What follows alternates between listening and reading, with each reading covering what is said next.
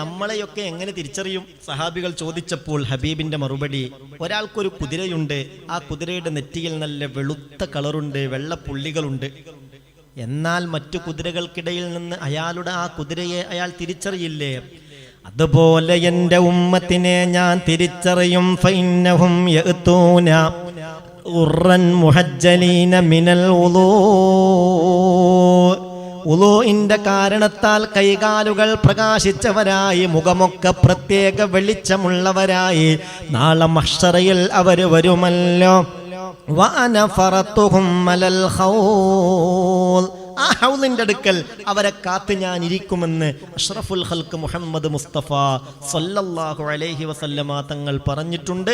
അപ്പോൾ ഓരോ ഉളൂഓടുകൂടെയും ഓരോ ദോഷങ്ങൾ പൊറുക്കപ്പെടുമെന്ന ചിന്തയോടുകൂടെ പരമാവധി അദബുകൾ പാലിച്ച് ഉളൂ എടുക്കണം.